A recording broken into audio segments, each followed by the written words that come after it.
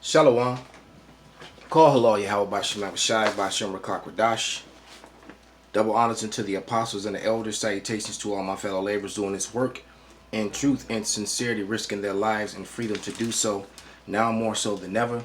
To the scattered elect that are scattered among the heathen nations around the four corners of the earth, that be like unto the speckled bird, the Israelite foreigners, and to the Akwaf that are listening and learning.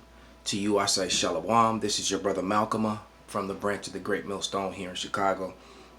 And this is Ecclesiastes 12:3. And in the day when the keepers of the house shall tremble, and strong men shall bow themselves, and the grinders cease because they are few, and those that look out the windows be darkened. The door shall be shut in the streets when the sounds of the grinding is low, and he shall rise up at the voice of the bird, and all the daughters of music shall be brought low. And disclaimer, this is Fair Use Act, USC Code 17, I believe it is. This is, I'm not profiting from this. I'm using it for educational and informational uses only.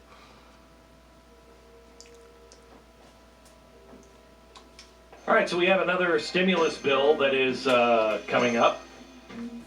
And God only knows what they're putting in these things, and there's nobody doing their job in Congress or in the Senate. We have Representative Thomas Massie, who got massacred, just last week, for standing up and saying, no, you have to have these people come in and actually debate the bill. Right now, Nancy Pelosi is passing all of these things. This is just the leadership in Congress and the leadership in Senate just doing business and railroading all of this stuff through, and it's absolutely unconstitutional. Thomas Massie, who is being a watchdog of our money and our Constitution, welcome to the program, sir. How are you? Thanks for having me on, Glenn. Yeah, the swamp nearly crushed me 10 days ago for insisting that Congress show up for work. And they're going to try and do it again. They're trying to pass bills with nobody there. It's not constitutional. And tell me why truck drivers and nurses and grocery store workers have to go to work, but Congress doesn't. It's obscene, Thomas. It really is obscene. I mean, I understand if they don't, but most of them are old and, are prime candidates for getting this. So I understand that they don't want to go in, but then fine. Do it on the phone, do it on the internet. That's what we're all having to do. Do it on Zoom. You can do it, Congress. They're not even looking for ways to do it. In fact, Nancy Pelosi has said she won't call everybody back because it's just too dangerous. Glenn, we're telling millions of school children to go to school online, and Congress can't even hold a hearing online. It's ridiculous. This is what I said this time. So they're going to try and do something by UC. I don't want to get crushed again. I know I'm going to get crushed again. But what I've said is vote remotely. Enable voting remotely for Congress. If you don't want to show up for work, at least work from home. But this is about not having any accountability. And by the way, this loan program, is it appropriate to call it a loan program if you expect 100% of the loans to default? The banks are not loan originators, they're grant administrators, and it's free money. When you put up a sign and say free money, is it any surprise that you run out of $300 billion the first day? No, we'll run out of $250 billion. The White House told me when they were trying to get me to vote for this bill 10 days ago, it's so big, we're making it so big so we won't have to revisit this issue until like July or August. That's what they told me. Oh, don't worry, we got plenty of money there, the Fed can leverage it, you won't have to vote on anything like this again. And here we are not even 2 weeks later, and they're telling us they need, the Senate Republicans are saying $250 billion, and then Pelosi's saying, no, we need another $250 billion, so this would be $500 billion, not even 2 weeks after the first bill. And they don't want anybody to go on record. So what's in this bill? Thomas, do you have any idea? I know that they're now saying, the Democrats are saying they won't vote unless, this kills me, unless we change our voting system in November and we allow some sort of remote voting for every American. Yet they won't remote vote for the bill. Yeah, they can't enable remote voting for 535 members of Congress. I don't think it's going to go well with the general public. By the way, that's a state issue. There are states that have mail-in ballots, and there are states that don't. There's no reason to nationalize this. This is something that the states handle. People need to get out their constitutions and look at them. And I will tell you something, Glenn. I see a very grim future here in a few weeks if the governors don't reverse course. The assembly lines are shutting down.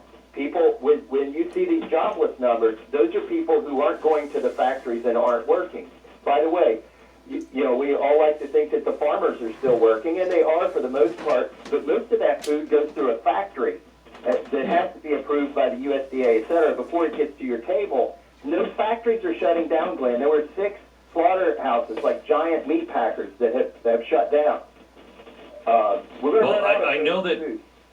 I know that the farmers are now buying up. I mean, I have cattle on my ranch.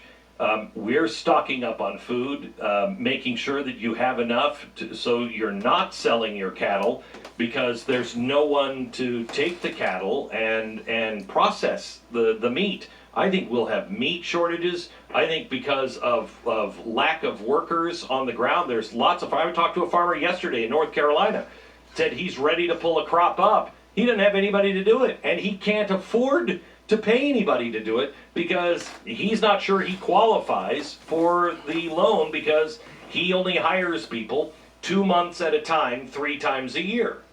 Right, and what are they going to do? The loan still isn't going to make people come to work. You know, you've seen pictures of dairies pouring out milk.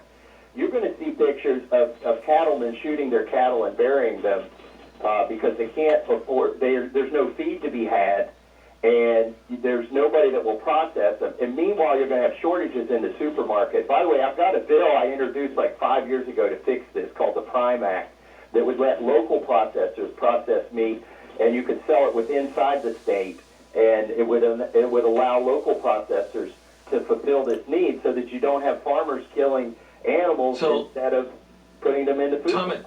Thomas, that is the kind of thinking that we need to get on. You know, Donald Trump was made fun of because America first, but that is all that is think globally, act locally.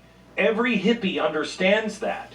Yeah. And all you're saying is give the local people a chance to do things without having to go through the federal government. Let the states do it, the way our Constitution was built.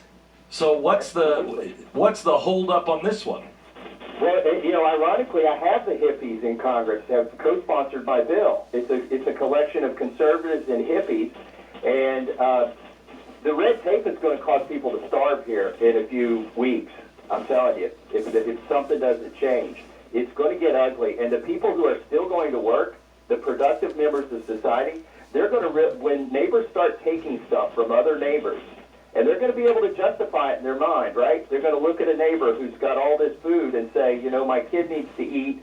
That guy hoarded food. That's not fair. I'm going to take his stuff. When people start taking other people's stuff, then the productive members of society are going to stay home to guard their stuff, and it's going to just grind to a halt so quickly. And we are weak. Wait.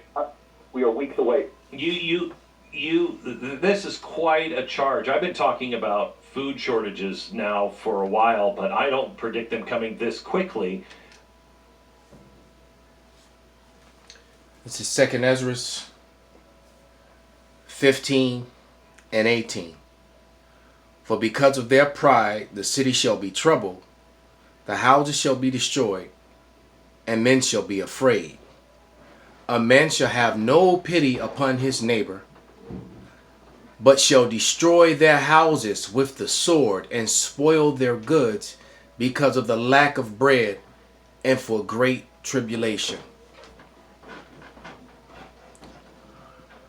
Call halal Yahweh Bashim Abishai Bashim Rakakwadash Wa Abba Babal Shalom.